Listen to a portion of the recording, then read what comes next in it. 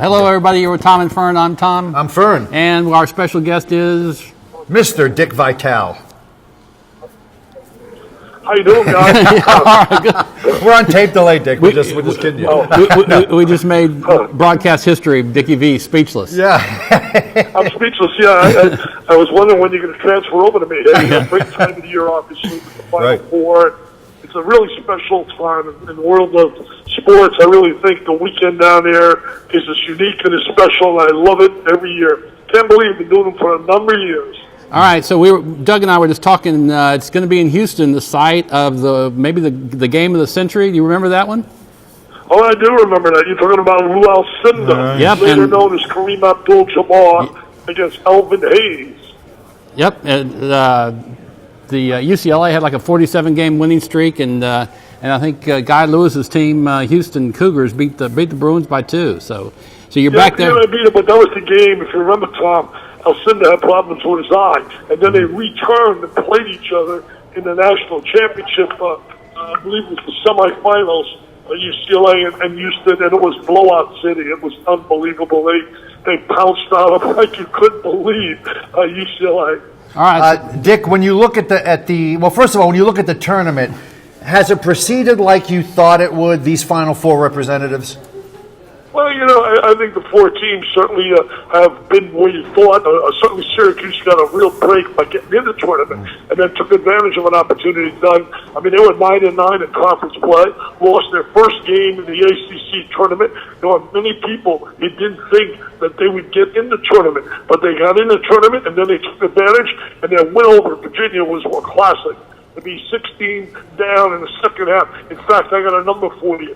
Virginia under Tony Bennett with a double-figure lead in the second half was 68-0 in his 7 years prior to losing that game to Syracuse. Wow. Unbelievable. So did the Orange have a shot against Carolina Blue?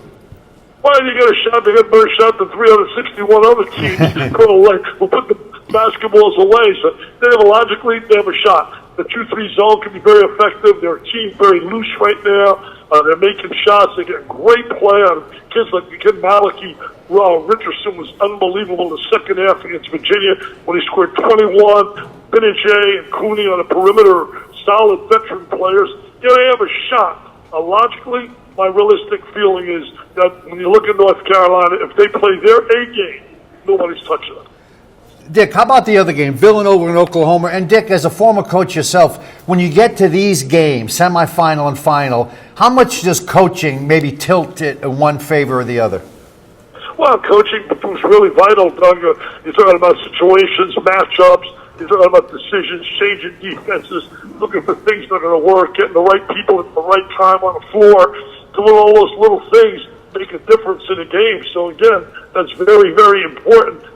I absolutely, I put so much. Look at the game, Jimmy Boeheim changing defenses against Virginia, changed the whole tempo of the game. So coaching becomes very important. Something else very important, making free throws. And that's the one great asset when you look at a team like Villanova. If the game is close coming down to the last 2-3 minutes in a 1 or 2 point game, they are unbelievable on a free throw line. The last 2 tournament games, guys, there are 36 for 38. Usually when you shoot that well, you're going to come out with a W. Dick, we're going to put you on the spot here. Who do you like to make it to the final game, and who's going to win and why? Well, I think North Carolina wins it all, Doug. I really do. I think they're just too strong. Kid Page and Bryce Johnson, the veterans, are playing really well. And I love the fact that instead of the one and done now, we got a senior-dominated scenario when we talk about the stars. You got Arcidiacono for Villanova. You got Bryce Johnson, Page, Carolina. You look at Cooney and Benajay, Syracuse. And then you look at Oklahoma with the best player in the country right now, Buddy Hield. If there's one guy that can carry a team, many people are picking Villanova. I see Villanova is the favorite right now in the eyes of some. Even Oklahoma beat them easily during the regular season. But in that game, Villanova shot 4 for 32 from the three. Trust me, they will not shoot 4 for 32 in the championship semifinal game. I will tell you now, Buddy Hield should be Player of the Year nationally. No if, but, what's about it. Dick, before we get to the gala, I got to ask you, How much preparation do you have to do every year to get these facts and names down? Because every year I talk to you, you just spit them out like you've been memorizing them forever. You know, Doug, people don't realize the work involved. I have what I call long-term planning and then short-term planning. Short-term is when you zero in on specific teams learning. For example, I'll be doing the games internationally on ESPN International Saturday and Monday. I'll be 65 countries around the world, and you want to go there, you don't want to embarrass yourself. I pride myself on my knowledge. You know, you may have a critic or two that'll say, well, we don't like guys that are so up-tempo. That's fine. That's their prerogative. But I have never in my 37 years ever had a critic ever say, wow, he's not prepared. He doesn't know the game. He doesn't really know the players. I research, I study, I analyze, I try to see who's hot, who's not, who's playing well at the given moment. But I do long-term planning in the summer when I look at recruiting, I look at transfers, I look at academic situations. Because my job is to know these players. I mean, that's why, you know, I've had a lot of fun with the Austin babies, the PTPs, the timeout baby, get a TO. But, Doug, you don't last 37 years in this business with so many changes in terms of presidents over the years if you don't know your stuff. So I pride myself on that. Very good. I wish you could teach Try on this preparation, but that's for another day. Tom, what about the gala? Yeah, ask him. Mr. Vitale, when's your gala coming up? May 13th is our big gala. We're honoring Robin Roberts, Urban Meyer, Bo Ryan. It should be a tremendous night. Jim Harbaugh's coming. I think that's a great story in itself. Having Jim Harbaugh in the same building with Urban Meyer, Michigan, Ohio State. Very rare does it happen, and it's happening because of both guys' love for wanting to help kids battle cancer. We're going to be also paying tribute on that night to Lloyd Carr, former coach of Michigan's grandson lost his life, Chad, at age 5 to brain cancer this year. And we're bringing in the Carr family.